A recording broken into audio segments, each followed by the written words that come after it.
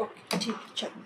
तो आज का क्लास जो है वो ईएमजी और डिसऑर्डर्स ऑफ मसल ये दो है। उससे पहले हाँ, सबसे पहले जैसे हम स्टार्ट करते हैं, मेरे सभी लेक्चर्स के नोट्स आपको बेसिलियस एप्लीकेशन पे भी अवेलेबल हो जाएंगे, एज वेल एज आपको एप्लीकेशन के साथ साथ बुक में भी अवेलेबल हो जाएंगे। ठीक है, मुझे एक बार इंटरनेट स्टार्ट करने दो, थोड़ा सा मेरा स्लो है। ठीक है, just give me 1 minute and we will start.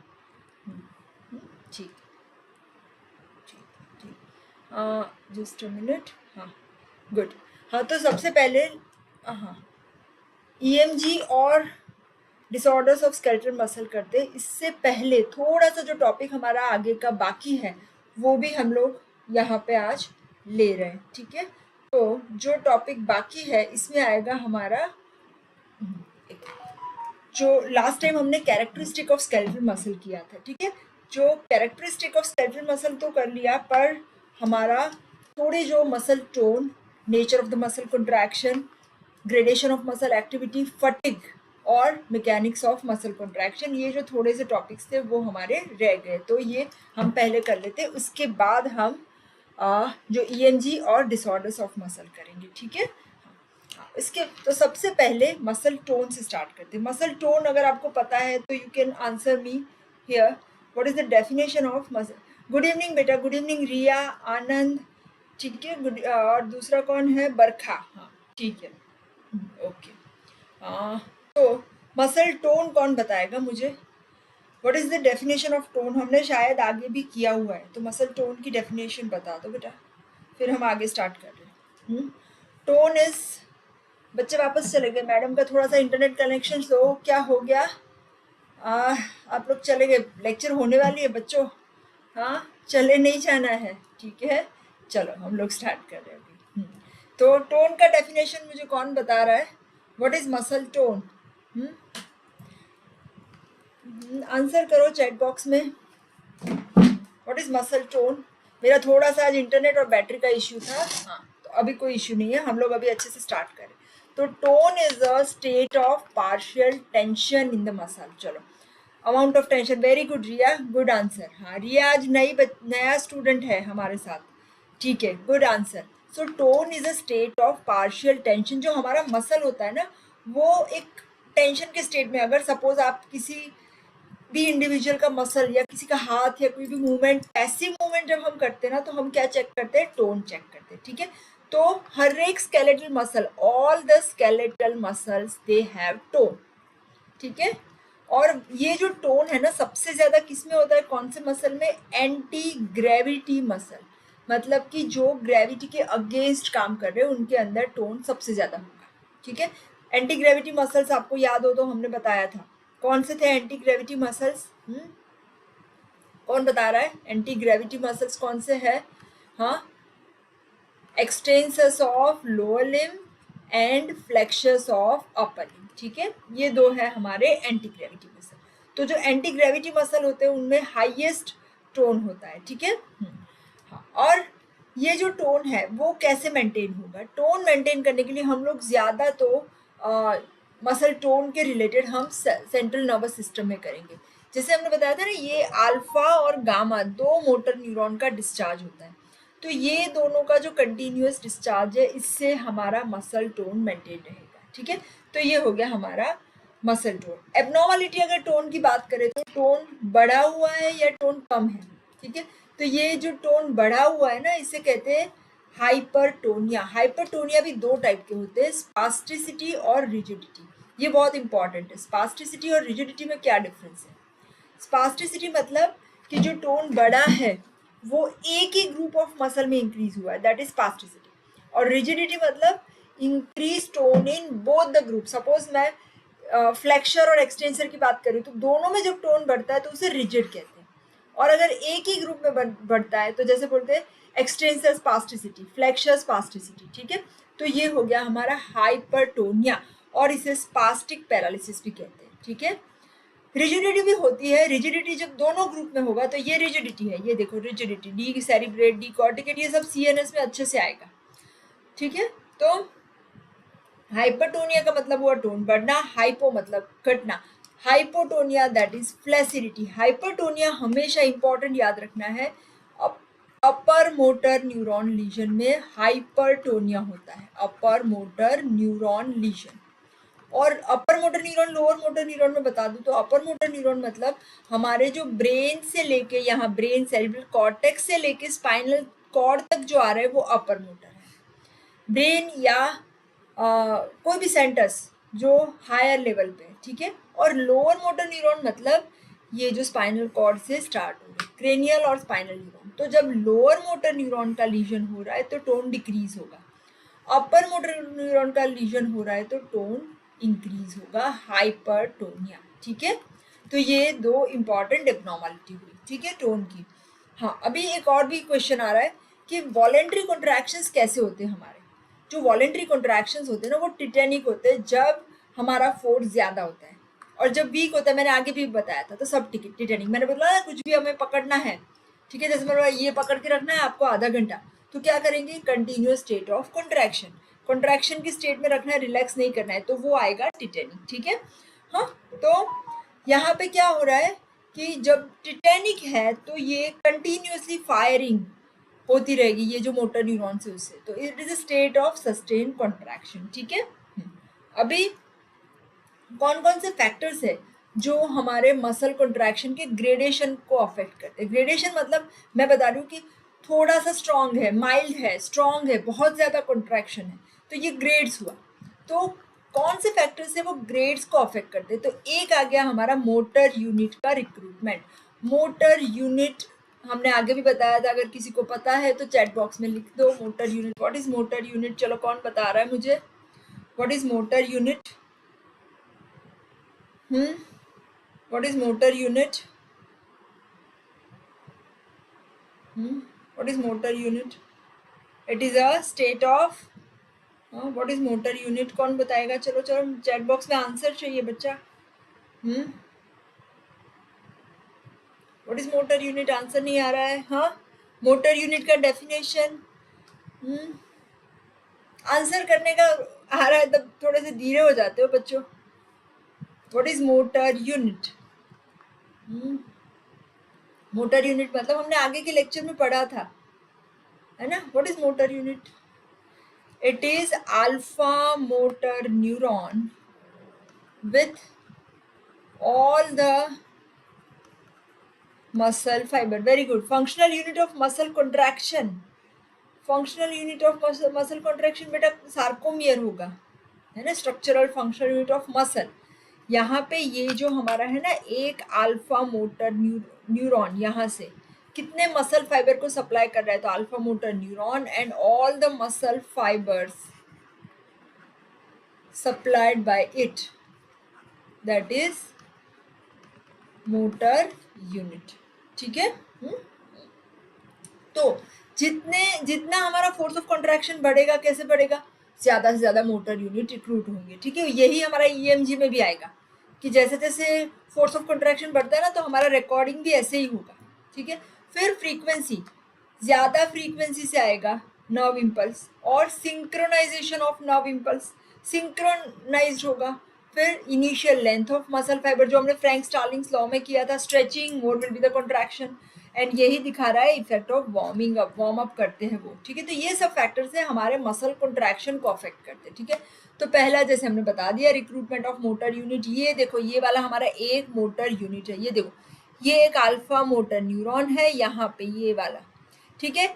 ये जो है ना, दो मसल फाइबर को सप्लाई कर रहा है, तो ये मोटर यूनिट में क्या आ गया, एक मोटर न्यूरॉन और दो मसल फाइबर, ये तीनों मिलके एक मोटर यूनिट बनाएंगे, ठीक है। तो ये जो फोर्स ऑफ कॉन्ट्रैक्शन है ना हमारा मसल का, वो मोटर यूनिट के ऊपर, अगर मेरे मसल में एक मोटर यूनिट रिक्रूटेड है तो थोड़ा सा कॉन्ट्रैक्शन, अगर दो है तो और बढ़ेगा, तीन है तो और बढ़ेगा। ये देखो, एक है ना तो दो ही मसल फाइबर कॉन्ट्रैक्ट हो रहे हैं, ठीक है। दो है तो यहाँ पे एक दो तीन और हो गए। तो रिक्रूटमेंट मतलब ऐड होना, ज्यादा से ज्यादा मोटर यूनिट जैसे अंदर जा रहे हैं वैसे ही हमारा फोर्स ऑफ कॉन्ट्रैक्शन बढ़ रहा है, ठीक है। तो मिनिमल एक्टिविटी होगी तो सबसे कम, थोड़ा सा बढ़ेगा तो और ज्यादा, ठीक है। और इसे कहते हैं हम multiple motor unit summation, motor unit summation, ठीक है। समेशन होता है, एक मोटर यूनिट में समेशन नहीं होगा, उसमें ऑल और नन लॉ आएगा, ठीक है। थ्रेशोल्ड स्टिमुलस है तो रिस्पॉन्स, नहीं तो नहीं। और अगर मल्टीपल मोटर यूनिट है तो समेशन होगा। ये बहुत ही इंपॉर्टेंट है। कभी कभी आपको लगता है कि मैडम ये तो एक्शन पोटेंशियल, तो समेशन क्यों हुआ? समेशन इसलिए हुआ कि ये एक ही मोटर यूनिट है, इसके बाद दूसरा हुआ, इसके बाद तीसरा हुआ, इसलिए समेशन इफेक्ट आ रही है, ठीक है। फिर frequency of nerve impulse. Frequency मतलब ये देखो, ये 5 फाइबर स्टिमुलेट हुए तो इतना कॉन्ट्रैक्शन आ रहा है, ठीक है। यहाँ पे 7 हो रहे तो और ज्यादा, तो जितने इम्पल्सिस बढ़ते हैं फ्रीक्वेंसी, तो उसे फ्रीक्वेंसी समेशन कहते हैं या वेव समेशन भी कहते हैं, ठीक है। वेव समेशन और फ्रीक्वेंसी समेशन, ठीक है। तो टेंशन बढ़ेगा। थर्ड हो गया synchronization of nerve impulse. Synchronization of nerve impulse मतलब कि जो मोटर यूनिट्स है ये डिफरेंट फेज ऑफ एक्टिविटी में होते हैं हर एक टाइम पे, ठीक है। तो इसमें क्या हो रहा है, सपोज ये वाला कॉन्ट्रैक्ट कर रहा है तो ये वाला जरूरी नहीं है कि कॉन्ट्रैक्ट करेगा, ये रिलैक्स भी कर सकता है। पर अगर ऐसा हुआ कि ये कॉन्ट्रैक्ट कर रहा है, ये रिलैक्स कर रहा है, तो हमारा फोर्स ऑफ कॉन्ट्रैक्शन नहीं बढ़ेगा। पर अगर सिंक्रोनाइजेशन होगा, सभी का कॉन्ट्रैक्शन हो रहा है, ठीक है, तो फोर्स ऑफ कॉन्ट्रैक्शन इंक्रीज होगा, है ना। जैसे हम लोग, ऐसा है कि पूरे क्लास में 5 बच्चे पढ़ाई कर रहे हैं, 5 बच्चे और कुछ कर रहे हैं, तो पूरा सिंक्रोनाइज्ड एक्टिविटी नहीं है, तो रिस्पॉन्स नहीं अच्छे से आएगा। तो सिंक्रोनाइजेशन ऑफ नर्व इम्पल्स, ठीक है। सभी सिंक्रोनाइज्ड हो गए तो ज़्यादा रिस्पॉन्स आएगा। फिर factors affecting initial length of muscle fibres. हमें फ्रैंक स्टार्लिंग्स लॉ अगर किसी को याद है तो मुझे बता दो। What is Frank Starling's law? कौन बताएगा?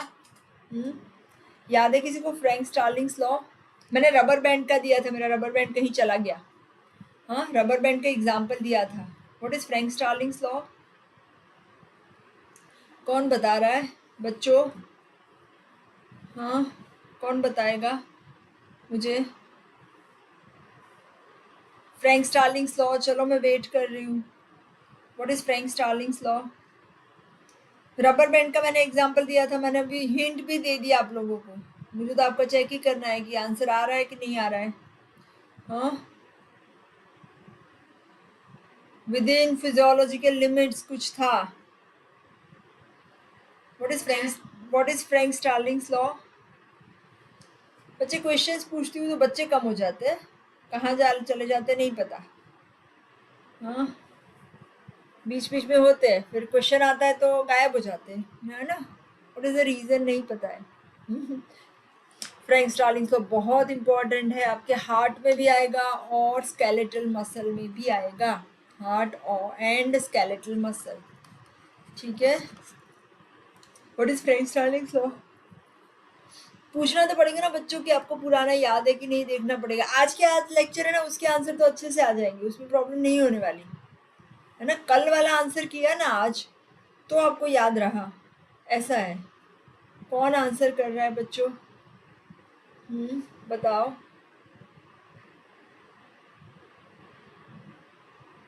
कौन बताएगा मुझे? रिया कौन है? और बरखा? नहीं, मैं बताती हूँ, अभी वेट करने से टाइम खराब हो रहा है। तो फ्रैंक स्टार्लिंग्स लॉ का मतलब है विद इन फिजियोलॉजिकल लिमिट्स। मैंने रबर बैंड का भी दिया था example. Force of contraction is directly proportional to initial length of muscle fibre. Initial length ज़्यादा है तो फोर्स ऑफ कंट्रैक्शन ज़्यादा होगा, increase force of contraction. Initial length कम है, फोर्स ऑफ कंट्रैक्शन डिक्रीज हो रहा है, ठीक है। आप लोग अवेलेबल हो? हाथ ऊपर करो तो मुझे पता चले, या अवेलेबल और नॉट, गेटिंग मी और not. Yes, let me know. समझ आ रहा है कि नहीं समझ आ रहा है? What is Frank Starling's law? Within physiological limits, force of contraction is directly proportional to initial length. Good. Riya, length tension relationship. Very good. बाकी कोई भी आंसर कर लो बच्चा। बरखा, आनंद, इंटरनेट नहीं है? हाँ, ओके, चल ठीक है, मैं आगे चल रही हूँ, रह जाएगा। इसीलिए बताते हैं इफेक्ट ऑफ वार्मिंग। अगर वार्म अप करते हैं, स्ट्रेचिंग करते हैं, तो फोर्स ऑफ कंट्रैक्शन बढ़ेगा। अभी ये इंपॉर्टेंट एक और भी टॉपिक है, फटिग। फटिग मतलब, हाँ, fatigue means repeated stimuli reduce. इसका भी डेफिनेशन याद रखना है। Repeated stimuli reduce responsiveness and, very good Barkha, थोड़ा लेट आंसर किया पर पूरा बढ़िया से आंसर किया है, वेरी गुड, गुड। अगर बच्चे पीछे वाला याद करके बताओगे ना तो ही आपको बहुत अच्छे से आएगा। ठीक है, चलो फटीग का डेफिनेशन भी याद रखना है ऐसे ही, repeated stimuli reduce responsiveness and produce a state of reversible loss of activity. अगर हम रिपीटेडली स्टिमुलेट करते ही रहेंगे तो क्या होगा, रिस्पॉन्सिवनेस कम होगी, पर ये जो है ना वो रिवर्सिबल होगा, रिवर्सिबल लॉस ऑफ एक्टिविटी, ये होगा मसल फटीग। ठीक है, फटीग अगर देखने जाए आइसोलेटेड प्रिपरेशन में तो कैसे करते हैं हम, देखो ये स्टिमुलाई देते जा रहे हैं, ये 10वां है, 20 है, 30, 40 ऐसे। ठीक है, आज नेट साइड बहुत स्लो, ठीक है कोई बात नहीं बेटा, कोई बात नहीं, हाँ ओके फाइन, बस पढ़ाई कर रहे हो वही इम्पोर्टेंट है, नेट स्लो है उससे फ़र्क नहीं पड़ता, ये सब तो रहेगा, नॉट टू वरी, ये सब फैक्टर्स तो होंगे। ठीक है, चलो तो ये देखो, ये कॉन्ट्रैक्शंस इनिशियली क्या होता है, बेनिफिशियल इफेक्ट आएगी यहाँ पे। ठीक है, फिर जैसे जैसे कॉन्ट्रैक्शन बढ़ते जाएंगे ना तो हाइट घटती जा रही है, पहले बेनिफिशियल इफेक्ट, फिर हाइट कम होते होते क्या हो रहा है, स्टेट ऑफ कॉन्ट्रैक्शन, नीचे जाएगा ही नहीं, बेसलाइन नहीं जाएगा ऐसे, जिसे कहते हैं कॉन्ट्रैक्चर रिमाइंडर भी कहते हैं। ठीक है, और फटिग भी कहते हैं। अभी ये एक बार ऐसे नर्व मसल प्रिपरेशन में हमारा फटिग हो गया, उसके बाद हमें क्या करना है पता है, नर्व को स्टिमुलेट करना है डायरेक्टली और उसे दूसरे मसल के ऊपर रखना है। अगर हम ये एक मसल फटीग हो गया फिर वही नर्व को दूसरे मसल पे रखेंगे तो रिस्पॉन्स आएगा, मतलब हमारी नर्व फटीग नहीं हुई है। ठीक है, फिर सेकेंड थिंग कि हमें वही वो मसल को डायरेक्टली स्टिमुलेट करना है तो भी मसल स्टिमुलेट होगा यहाँ पे। ठीक है, तो इसका मतलब क्या है, हमारी नर्व में भी फटीग नहीं है, नर्व भी ठीक है, मसल भी ठीक है, तो फटीग कहाँ डेवलप हुआ, इन दोनों के जंक्शन पे, न्यूरोमस्कुलर जंक्शन। तो हमारी फटीग की जगह कहाँ है, न्यूरोमस्कुलर जंक्शन। इसी तरह अगर हम, what is the seat of fatigue, nerve muscle neuromuscular junction. क्यों है, क्योंकि जो हमारा एसिटाइल कोलिन है ना यहाँ पे जो रिलीज हो रहा है वो पूरा हो जाएगा, एग्जॉस्ट, तो फटीग डेवलप होगा।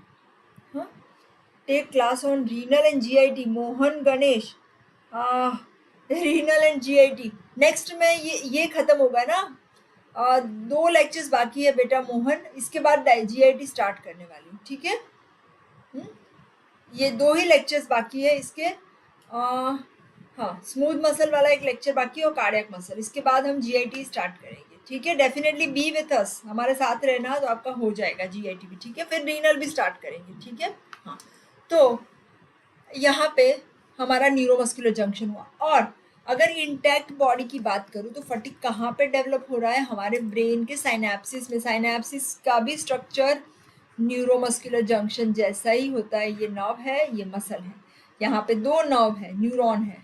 ठीक है, तो यहाँ पे भी एसिटाइलकोलिन पूरा हो गया तो फटीग हो गया। ठीक है, तो what is the cause of fatigue, जो हमने बताया था, डिप्लेशन ऑफ एसिटाइलकोलिन, और एटीपी भी एग्जॉस्ट पूरा हो गया एटीपी तो भी फटीग डेवलप होगा। ठीक है, तो फटीग किसके ऊपर डिपेंड कर रहा है, अगर हम बहुत ज़्यादा इंटेंसिटी से एक्सरसाइज करेंगे, ज़्यादा एक्सरसाइज करेंगे तो जल्दी फटीग डेवलप होगा। मसल फाइबर, रेड और स्लो मसल फाइबर में धीरे फटीग डेवलप होता है, वाइट और फास्ट में जल्दी।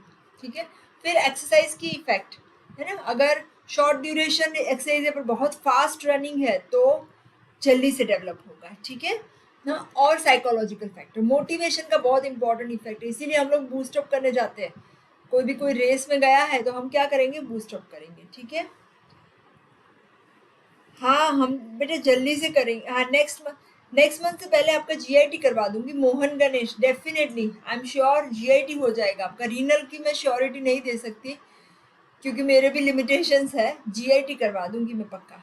ठीक है, हाँ रीनल के इंपॉर्टेंट टॉपिक्स ले लेंगे ऐसा होगा तो। ठीक है, ओके चलो, तो ये हमारा कंप्लीट हो रहा है फैक्टर्स अफेक्टिंग मसल कॉन्ट्रैक्शन। अभी हम स्टार्ट कर रहे हैं ईएमजी, इलेक्ट्रोमायोग्राफी, है ना, ये ईसीजी नहीं है, ईसीजी नहीं है, ईएमजी, इलेक्ट्रोमायोग्राफी। ठीक है, तो व्हाट इज इलेक्ट्रोमायोग्राम और इलेक्ट्रोमायोग्राफी, इसका मतलब है कि जो हम मसल की electrical activity, recording of electrical activity of muscle, electrical activity of muscle. इसके लिए हम क्या करते हैं, मसल में ऐसे नीडल के जैसे इलेक्ट्रोड्स होते हैं वो इंसर्ट करते हैं और ऐसे रिकॉर्डिंग करते हैं, ठीक है। तो जो मशीन यूज करते हैं उसको कहते हैं इलेक्ट्रोमायोग्राफ, और जो रिकॉर्डिंग है इसे कहते हैं इलेक्ट्रोमायोग्राफी, ठीक है। हाँ, अभी ये रिकॉर्डिंग में कैसे करते हैं, अगर हाँ ये हमारे ईसीजी जैसा नहीं होगा, क्योंकि ईसीजी में तो हार्ट कंटिन्यूसली कॉन्ट्रैक्ट करता ही रह रहा है। अगर हमारा मसल रेस्टिंग में है तो अलग रिकॉर्डिंग आएगा, मसल कॉन्ट्रैक्शन कर रहा है तो अलग आएगा, और अगर मसल में कोई एबनॉर्मलिटी है तो अलग आएगा, ठीक है। तो एट रेस्ट ये कंप्लीटली साइलेंस होगा, कुछ भी नहीं आएगी, ऐसे स्ट्रेट लाइन आ रही है, ठीक है, रेस्टफुल कंडीशन। फिर अब जब इंसर्ट करेंगे, अगर इसमें नीडल डाल रहे हैं, ठीक है, तो नीडल डालने से क्या होगा, नीडल डाल रहे हैं, ठीक है, तो पहले इंसर्शनल एक्टिविटी आएगी, ठीक है। इंसर्शनल एक्टिविटी मतलब मैं नीडल इंसर्ट कर रही हूँ तो इससे थोड़ा सा ऐसे एक्टिविटी आ रही है, पर ये जो इंसर्शनल एक्टिविटी बहुत लंबी चली तो इसका कारण क्या हो सकता है, इसका कारण हो सकता है आइदर हमारा जो मसल है उसकी नर्व चली गई, डी नर्वेटेड मसल, मसल जो है वो डी नर्वेटेड है, नर्व सप्लाई नहीं है, ठीक है। या फिर अगर ये एब्सेंट है तो ये बता रहा है कि हमारा जो मसल है ना वो डेड हो गया, नॉट वायबल, है ना। अगर ये इंक्रीज हो रही है तो डीनर्वेशन है, अगर ये एब्सेंट है तो ये बता रहा है कि ये muscle tissue is not viable, ठीक है। हाँ, और इसे इसमें एंड प्लेट नॉइज भी आ रहा है। एंड प्लेट नॉइज मतलब कि ये जो इंसर्शनल एक्टिविटी है वो पहले स्टॉप हो गई, सीजेशन हो गया एक बार, ठीक है, और इसके बाद कोई स्पॉन्टेनियस एक्टिविटी अवेलेबल नहीं है, ठीक है। तो that is end plate noise for monophasic negative action potential. ये जो एंड प्लेट रीजन है इसमें नॉइज आएगा, एंड प्लेट नॉइज, यहाँ पे इसमें मैंने नहीं दिखाया हुआ है, ठीक है। तो दैट इज एंड प्लेट मतलब एंड प्लेट जो पोटेंशियल आ रहा है ना इससे जो रिस्पॉन्स आएगा that is end plate noise, ठीक है। फिर जैसे जैसे रिक्रूटमेंट बढ़ेगा, मिनिमम अगर सपोज वॉलंटरी कॉन्ट्रैक्शन है तो एक या दो ऐसे ऑसिलेशंस आएंगे, ठीक है। तो मिनिमम एक्टिविटी है तो थोड़े ही ऑसिलेशंस आ रहे हैं, एक या दो स्मॉल ऑसिलेशन। अगर एक्टिविटी बढ़ती जा रही है तो ये ऑसिलेशन बढ़ता है, ये देखो यहाँ पे छोटे छोटे हैं फिर और बढ़ते ही जा रहे हैं, ठीक है। तो ये हो गया because of recruitment of more and more motor units, मैंने आगे बताया था मोटर यूनिट के साथ, ठीक है, कि जितने मोटर यूनिट्स रिक्रूट होंगे उतनी एक्टिविटी ज्यादा आएगी। और मैक्सिमम जब कॉन्ट्रैक्शन कर रहा है ये देखो, तो सभी मोटर यूनिट्स रिक्रूट हो गए, तो इससे कहते MUP, इसको भी याद रखना है, मोटर यूनिट पोटेंशियल, ठीक है, क्योंकि एक के ऊपर दूसरा सुपर इम्पोज होते ही जाएगा, ठीक है। तो ये बना रहा है मोटर यूनिट पोटेंशियल, ठीक है। और इसे दूसरा इसका नाम भी है दैट इज इन नॉर्मल इन, ये याद रखना है, MCQ में पूछते हैं, नॉर्मल इंटरफेरेंस पैटर्न ऐसी एक के ऊपर एक इंटरफेस हो जाते हैं, ठीक है। Motor unit potential, rhythmically recurring motor unit potentials आएंगे, ठीक है। तो ये हुआ नॉर्मल EMG, ठीक है। फिर एबनॉर्मल, अगर फेसिकुलेशन है तो फेसिकुलेशन है ना, यहाँ पे फेसिकुलेशन नहीं है हमारे पास, फिब्रिलेशन वाला है। तो फेसिकुलेशन में जो ये मोटर यूनिट पोटेंशियल्स है, ये भी मोटर यूनिट पोटेंशियल जैसे ही पोटेंशियल आएगा, बट ये जो है ना वो involuntary contractions of muscle fibre, मतलब मसल कॉन्ट्रैक्शन नहीं कर रहा होगा फिर भी ऐसे आपको मोटर यूनिट पोटेंशियल दिखाई देंगे, ठीक है। और फिब्रिलेशन पोटेंशियल तो ये वाले हैं, शॉर्ट ड्यूरेशन वाले पोटेंशियल्स होते हैं, ठीक है, और एम्पलीट्यूड भी उसका कम होता है, जो जिसे बोलते हैं फिब्रिलेशन पोटेंशियल, ठीक है। हाँ, फिर अभी नेक्स्ट हम कर रहे हैं डिसऑर्डर्स ऑफ मसल, ठीक है। डिसऑर्डर्स ऑफ मसल को दूसरा नाम है मायोपैथी भी कहते हैं, मायोपैथी, या इसे कहते हैं न्यूरोमस्कुलर डिजीज। मायोपैथी का डेफिनेशन बता रही हूँ, न्यूरोमस्कुलर डिजीज, ठीक है, in which muscle dysfunction produces muscle weakness, ठीक है। Neuromuscular disease in which muscle dysfunction produces muscle weakness. हाँ, एक इम्पॉर्टेंट बात यहाँ पे है कि इसमें नर्व इन्वॉल्व हो भी सकती है, नहीं भी हो सकती, ठीक है, पर मेनली ये जो है वो मसल डिस्फंक्शन है, मायोपैथी है, ठीक है। तो ये कौन कौन सी मायोपैथीज कॉमन है, एक तो है मसल डिस्ट्रॉफी, फिर मसल टोन की डिजीज तो हमने कर दिया, हाइपरटोनिया हाइपोटोनिया, ठीक है। फिर फिब्रिलेशन एंड डीनर्वेशन हाइपरसेंसिटिविटी मैं करवाती हूँ। माइस्थेनिया ग्रेविस भी हमने कर लिया है, लैम्बर्ट-ईटन सिंड्रोम भी कर दिया है, और एक और है मैकाल्स डिजीज। तो ये सब डिजीज आएंगी। पहले हम करते हैं मसल डिस्ट्रॉफी। डिस्ट्रॉफी सॉरी तो ये जो मसल डिस्ट्रॉफी है कॉमनली जेनेटिक डिजीज है, जो जीन का म्यूटेशन हुआ, इससे मसल डिस्ट्रॉफी होती है, ठीक है। और ये जो है इसमें मसल की वीकनेस, प्रोग्रेसिव मसल वीक होता जाता है, मसल वीकनेस। अभी ये जो है वो दो टाइप्स की होती है, ड्यूशेन, ये इंपॉर्टेंट, सबसे इंपॉर्टेंट ये मसल डिस्ट्रॉफी है। तो ड्यूशेन मसल डिस्ट्रॉफी और बीकस मसल डिस्ट्रॉफी, ठीक है, ये दोनों ही सेक्स लिंक्ड डिसऑर्डर्स है, सेक्स लिंक्ड रिसेसिव डिसऑर्डर, ठीक है। रिसेसिव और डोमिनेंट आप लोगों को पता है। रिसेसिव मतलब जब दोनों ही सेक्स क्रोमोसोम के ऊपर जीन होगा तो ही ये डिजीज मैनिफेस्टेशन होगा, ठीक है। तो सेक्स लिंक्ड रिसेसिव डिसऑर्डर, ठीक है। और ये gene product, absence of a gene product known as dystrophin, ये जो जीन है ना इसकी प्रोडक्ट का नाम डिस्ट्रोफिन है। अगर ये डिस्ट्रोफिन नहीं है हमारे एक्स क्रोमोसोम के ऊपर तो ये डिजीज होगी, ठीक है। ये डिस्ट्रोफिन हमने किया था, क्या कर रहा है मसल के साथ, ये जो रॉड लाइक प्रोटीन था ना, याद है, थिन फिलामेंट को कनेक्ट करता है बीटा डिस्ट्रोग्लाइकेन के साथ थ्रू अल्फा डिस्ट्रोग्लाइकेन। तो जो ये भी कुछ भी कंप्रेशन आएगा ना उसको ट्रांसमिट करेगा। तो ये अगर ये नहीं है, ये नहीं बन रहा, तो हमारे जो मसल है इसके ऊपर कुछ स्ट्रेस आएगा तो वो ट्रांसमिशन नहीं होगा, ठीक है। तो ये सार्कोलेमा की स्टेबिलिटी के लिए इम्पॉर्टेंट है, ठीक है। तो ये सार्कोलेमा की स्टेबिलिटी गई, मतलब मसल वीकनेस हो गया। और दूसरा इंपॉर्टेंट सिम्टम है उसमें स्यूडो हाइपरट्रॉफी। हाइपरट्रॉफी हो रही है पर स्यूडो है। हाइपरट्रॉफी मतलब हमारे जो मसल बनते हैं ना उसे हाइपरट्रॉफी कहते हैं, पर जब मसल बनते हैं कब हम एक्सरसाइज करते हैं। तो हाइपरट्रॉफी अगर एक्चुअल होती है, मसल का साइज बढ़ता है तो उसकी एबिलिटी भी बढ़नी चाहिए, पर यहाँ उल्टा है, हाइपरट्रॉफी होती है पर मसल वीक होता जाता है, ठीक है। डिस्ट्रॉफिन हमने किया था तो मैं डिटेल में अभी नहीं करवा रही हूँ, ठीक है। हाँ, और दूसरी है बीकर्स मसल डिस्ट्रॉफी। ये भी सेक्स लिंक्ड डिसऑर्डर्स है, रिसेसिव डिसऑर्डर है, पर यहाँ पे क्या होता है, ये डिस्ट्रॉफिन एब्सेंट नहीं होगा, ये जो डिस्ट्रॉफिन है ना वो डिक्रीज हो जाएगा। सिम्टम्स तो उसमें भी वही है, मसल डिस्ट्रॉफी है, फिर स्यूडो हाइपरट्रॉफी होगी, उस कॉमनली इसमें काफ मसल की हाइपरट्रॉफी होगी, ठीक है। और माइल्जिया मसल पेन, कॉग्निटिव डिसऑर्डर्स होंगे, पर्सन को चलने में प्रॉब्लम होगी, ठीक है, डिफिकल्टी इन वॉकिंग।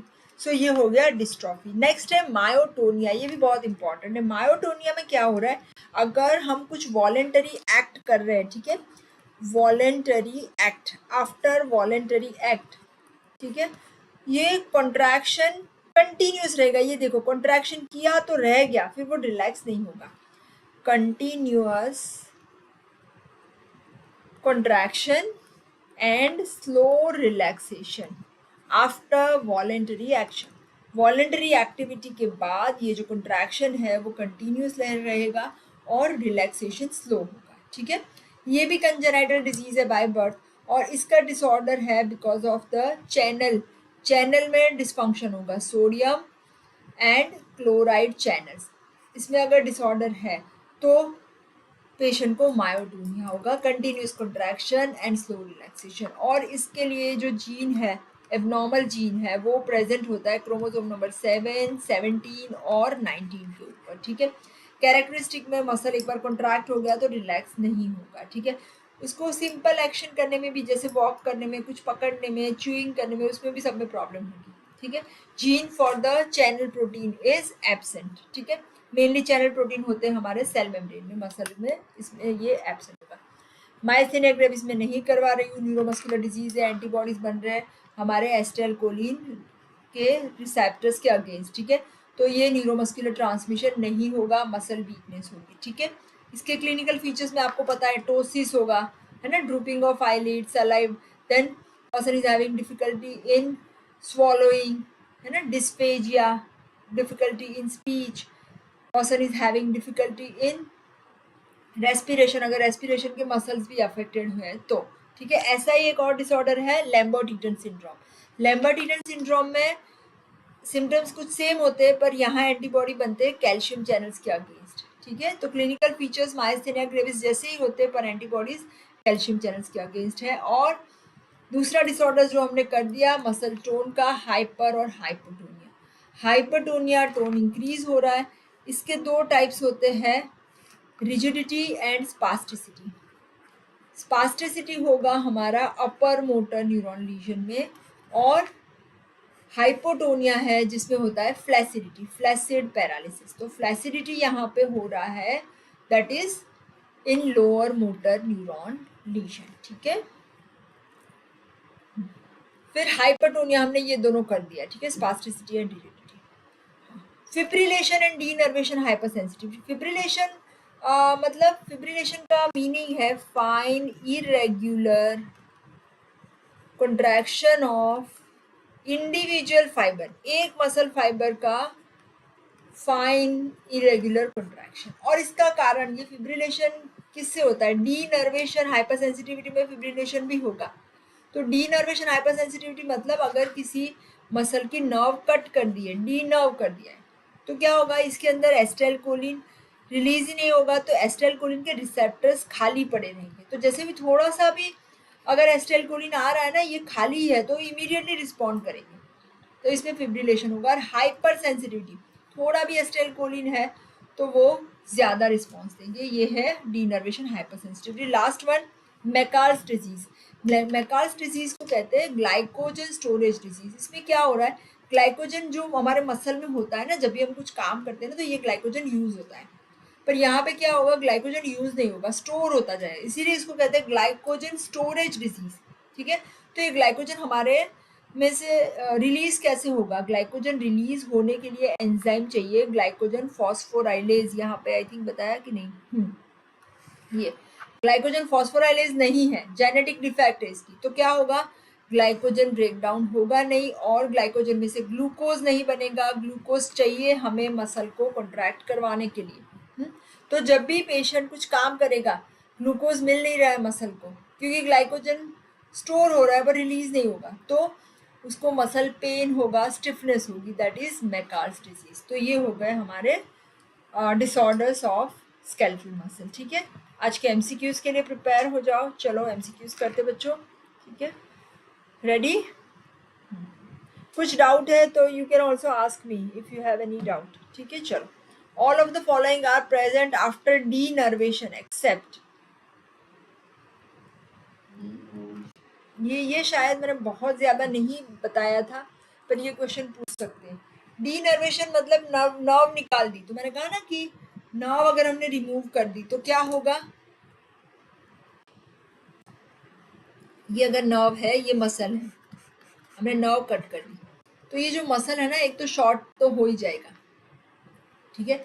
इसमें फेसिकुलेशन भी वही है कि इंडिविजुअल मसल फाइबर के ट्विचिंग आ रहा है, उसे फेसिकुलेशन कहते हैं, ठीक है, फेसिकुलेशन और फिब्रिलेशन।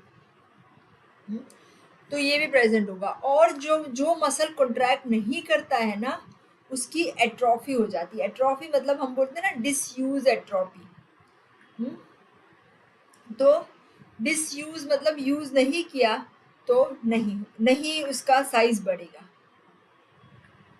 अभी आंसर करो, मैंने आंसर बता दिया।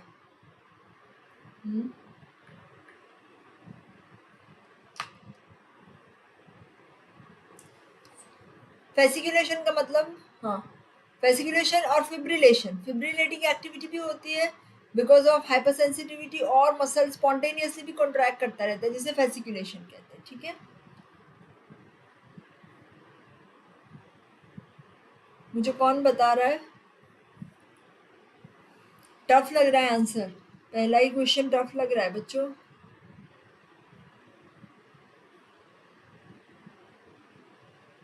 फर्स्ट ए, हाँ यस बेटा, एटीपी को कुछ नहीं होगा, मसल का खुद का एटीपी तो है ही, ठीक है। अगर नर्व काट भी दो तो एटीपी डिप्लीट नहीं होगा। करेक्ट बेटा, आनंद बरखा, करेक्ट, ठीक है। चलो next, correct statement for Duchenne muscle dystrophy, mild form of disease, dystrophin is present in small amount, manifest as great generalized muscle disability and characterized by slow relaxing muscle after voluntary effect। सबसे पहला, ये जो Duchenne है ना, वो है severe disease. Beaker है, इसमें बीकस जो डिस्ट्रॉफी है, इसके अंदर हमारा जो जीन है वो रिड्यूस्ड होगा, ओके, जबकि ड्यूशेन में वो एब्सेंट होगा, तो इसमें सिम्टम्स ज़्यादा होंगे। माइल्ड तो हमारी मीकर्स डिस्ट्रॉफी है, ठीक है, वो ड्यूशेन नहीं है, ठीक है। तो डिस्ट्रॉफिन जीन अगर एब्सेंट है तो डिस्ट्रॉफिन बनेगा ही नहीं, स्मॉल अमाउंट में भी होने का कोई चांस है ही नहीं, ठीक है। हाँ, ओके, तो ये वाला भी नहीं आएगा, ठीक है। फिर नेक्स्ट क्या था, थर्ड वन क्या था, थर्ड है manifest as great generalise muscle, मेरा नेट स्लो है, मेरा भी स्लो है बच्चों, ग्रेट जनरलाइज मसल डिसेबिलिटी, ठीक है। और फोर्थ है slow relaxation after voluntary effect, तो ये slow relaxation is your slow relaxation after voluntary efforts जो हमने किया अभी, किसमें किया, मायो, किसी को याद हो तो लिख सकते हो यहाँ पे, मायोटोनिया है ना, ये वाला, ठीक है ना। Voluntary contraction, continuous contraction, slow relaxation, तो ये भी मसल डिस्ट्रॉफी में तो नहीं आ रहा है, ठीक है। तो अभी आंसर बता दो।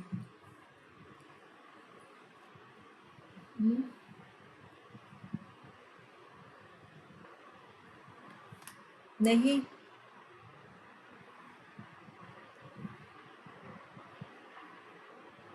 सी, वेरी गुड बेटा, Riya correct answer, C correct, manifest as great generalise muscle disability, है ना। हाँ, बीकर में ज्यादा नहीं होती डिसेबिलिटी, ठीक है, fine.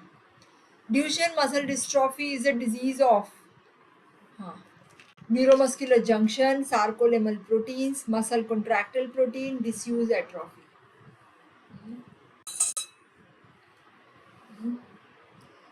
Stability of Duchenne dystrophy में क्या होता है, डिस्ट्रॉफिन नहीं बनता, तो डिस्ट्रॉफिन का काम क्या है, जो हमारे थिन फिलामेंट से जो भी कुछ जा रहा है, जो भी कुछ फोर्स आ रहा है उसको ट्रांसफर करेगा बीटा डिस्ट्रोग्लाइकेन। ये बीटा डिस्ट्रोग्लाइकेन होता कहाँ है, सार्कोलेमा में, ठीक है।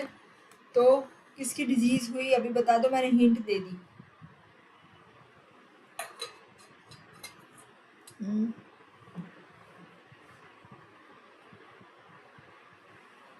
सी, नो बेटा, नॉट सी रिया, आप जल्दी कर रहे हो शायद आंसर देने में।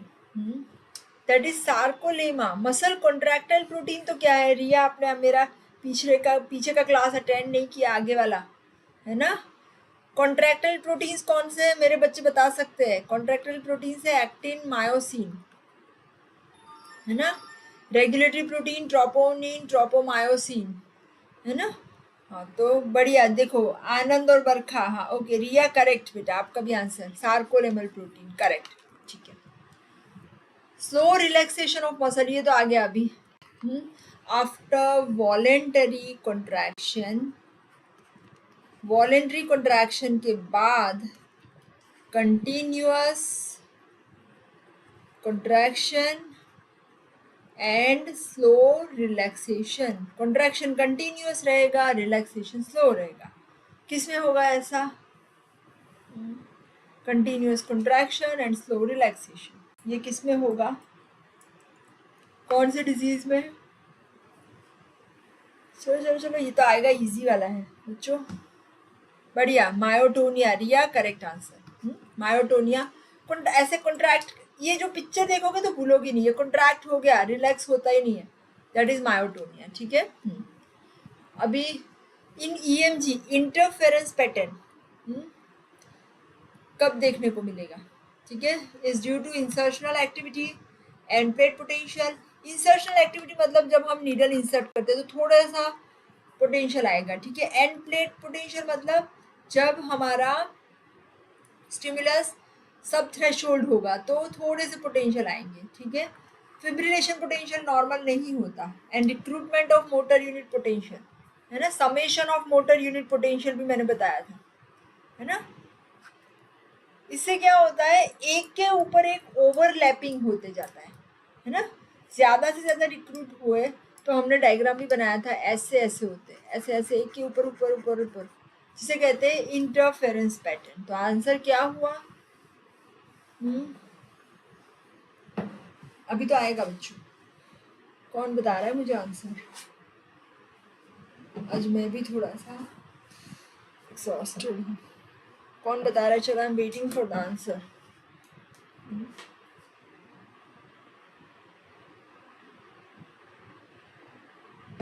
5 स्लो चल रहा है इंटरनेट शायद।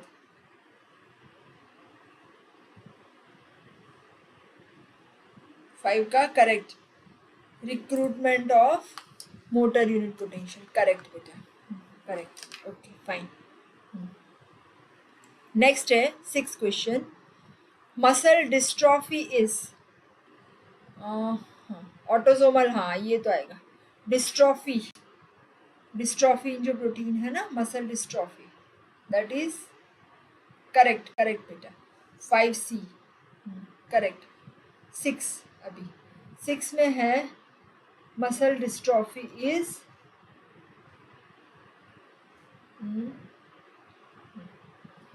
muscle dystrophy is autosomal dominant, autosomal recessive, sex-linked recessive और sex-linked dominant disorder, ठीक है। कौन बता रहा है? चलो I'm waiting for the answer। 6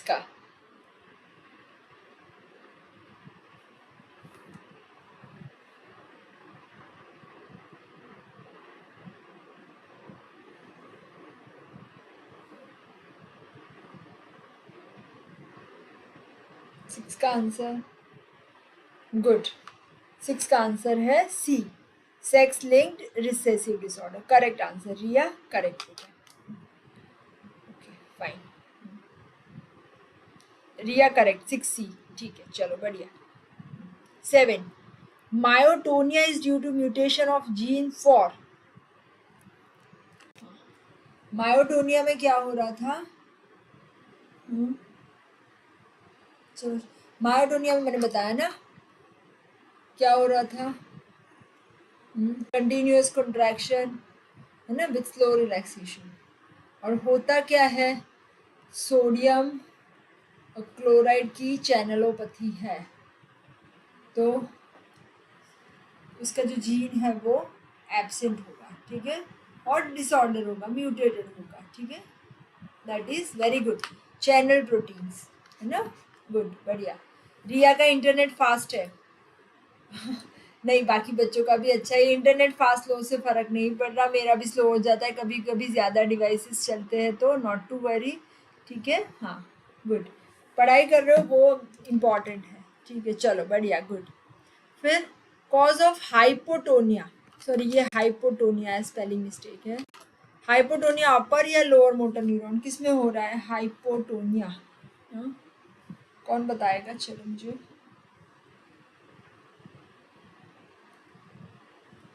hypotonia अपर या लोअर मोटर न्यूरॉन डिजीज? मैंने बताया था अगर ये हमारा ब्रेन है, ठीक है, तो ब्रेन में से एक न्यूरॉन आ रहा है हमारा, जैसे पिरामिडल ट्रैक, ये यहाँ स्पाइनल कॉर्ड के ऊपर पूरा हो रहा है, ठीक है, यहाँ पे यूजुअली वो ऑपोजिट साइड जाएगा, यहाँ पे यहाँ पूरा हो रहा है, यहाँ से दूसरा न्यूरॉन चालू कर, तो ये वाला जो है ना इसे कहते हैं अपर मोटर न्यूरॉन, ये नीचे वाला है उसको कहते हैं लोअर मोटर न्यूरॉन, ठीक है, वेरी गुड आनंद, चैनल प्रोटीन करेक्ट। हाँ तो ये जो अपर मोटर न्यूरॉन है उसके लीजन में क्या हो रहा है, टोन को, लोअर में क्या हो रहा है, क्योंकि लोअर मोटर न्यूरॉन जो है ना वो हमारे मसल के कंट्रैक्शन रिफ्लेक्स आर्क में चाहिए होता है, और अपर वाला क्या करता है कि लोअर को कंट्रोल करता है ना, तो अभी कंफ्यूजन हो गया। 8A upper motor neuron lesion में मैं अभी आपको समझा ही देती हूँ, इजीली याद रखने का तरीका भी। लोअर मोटर न्यूरॉन मतलब हाँ आप लोग सब स्टूडेंट्स, ठीक है, और अपर इनको कंट्रोल करते हैं, ठीक है, तो अगर अपर चले गए तो लोअर की एक्टिविटी बहुत बढ़ जाएगी। इजी एग्जांपल बता दूं, अगर हमारे पेरेंट्स घर पे नहीं होते तो हम क्या करते, मोबाइल ज़्यादा कर लेते ना, तो ये वही बात हुई, तो टोन क्या होगा, बढ़ जाएगा, टोन इंक्रीज, ठीक है, और अगर लोअर मोटर न्यूरॉन ही गए तो टोन ही नहीं रहेगा, इट इज रिड्यूस। अगर आप लोग ही घर पे नहीं हो, अपना मोबाइल छोड़ के गए हो, तो मोबाइल की एक्टिविटी बढ़ेगी या घटेगी? अभी मुझे इजीली आंसर दो, आपको याद रह जाएगा। अपर मोटर न्यूरॉन मतलब आपके पेरेंट्स नहीं है घर में, ठीक है, तो आपकी मोबाइल एक्टिविटी बढ़ेगी या कम होगी? मोबाइल एक्टिविटी बढ़ेगी, टोन बढ़ेगा, यहाँ पे ऐसे याद रख लो। लोअर मोटर न्यूरॉन नहीं है, ठीक है, आप ही नहीं हो, तो आपकी मोबाइल की एक्टिविटी बढ़ेगी या घटेगी? घटेगी, टोन डिक्रीज हुआ, याद रह जाएगा, ये इजी है ना। जो काम कर रहा है ना वो लोअर मोटर न्यूरॉन है, बढ़िया। और उसको कंट्रोल कर रहा है वो है अपर मोटर न्यूरॉन, फाइन, ठीक है। 9 कॉज ऑफ हाइपरटोनिया इज, ये वही है, बता दिया मैंने। हाइपोटोनिया में लोअर मोटर न्यूरॉन और हाइपरटोनिया में अपर मोटर न्यूरॉन, मैंने बताया। अगर आपके पेरेंट्स नहीं है तो टोन बढ़ेगा, अगर आप खुद नहीं हो तो टोन कम हो जाएगा, ठीक है। Okay, last one, which of the following is glycogen storage disease, ये इंपॉर्टेंट है। बढ़िया, करेक्ट आंसर। ग्लाइकोजन स्टोरेज मैंने कहा था, इसमें जो ग्लाइकोजन होता है वो नॉर्मली हमारे मसल के अंदर ग्लाइकोजन होता है, ठीक है। जैसे भी हम लोग सपोज मैं आपको बोलूँ अभी दौड़ के आओ 2 किलोमीटर, तो आप खाना खाने नहीं बैठोगे, है ना, आपके मसल के अंदर स्टोर्ड है ग्लाइकोजन। जब भी हम दौड़ने जाएंगे, कुछ एक्टिविटी करेंगे, तो ये ग्लाइकोजन में से बनेगा ग्लूकोज, और ये ग्लूकोज काम आएगा। ब्लड का तो आएगा ही काम, अगर फिर ब्लड का खत्म हो गया तो ब्लड का ग्लूकोज भी मेंटेन करना पड़ेगा ना, सभी तो हम यूज नहीं कर सकते, तो ये ग्लाइकोजन मसल में से यूज हो रहा है, ठीक है। और इसमें के लिए चाहिए ग्लाइकोजन फॉस्फेटेज, और ये एंजाइम नहीं होगा, एबनॉर्मल है, ठीक है। तो ये जो ग्लाइकोजन है ना वो स्टोर होता जाएगा, जिसे कहते हैं ग्लाइकोजन स्टोरेज डिजीज, ठीक है। तो कौन सी डिजीज है जिसे कहते हैं ग्लाइकोजन स्टोरेज डिजीज? इजी वाला क्वेश्चन है, हाँ बच्चों बता दो फटाफट से। What is the answer? Glycogen storage disease, that is easy है। नाम क्या है मैं बता दूं अभी? हाँ, आपका आंसर नहीं आ रहा है तो फिर मुझे लिख करना पड़ेगा, इंटरनेट स्लो है। बढ़िया, रिया करेक्ट, मैकार्स डिजीज, ठीक है। तो ये हो गया आपका मैकार्स डिजीज। ये हमारे स्केलेटल मसल के डिसऑर्डर्स खत्म हो गए। आज हम लोग स्केलेटल मसल पूरा कर रहे हैं, कल स्मूथ मसल और फिर कार्डियक मसल, इसके बाद डाइजेस्टिव सिस्टम चालू करने वाले, ठीक है। Thank you so much for being with me. मेरे सभी नोट्स आपको सॉफ्ट कॉपी में अगर चाहिए तो ये एप्लीकेशन प्ले स्टोर से डाउनलोड कर सकते हैं। जो नए स्टूडेंट है उनके लिए वेसेलियस एप्लीकेशन है, जिसमें मेरे पूरे नोट्स, अगर आप MBBS के स्टूडेंट है तो MBBS का सब्सक्रिप्शन, फिजियोथेरापी के स्टूडेंट है तो फिजियोथेरापी का भी सब्सक्रिप्शन अवेलेबल है।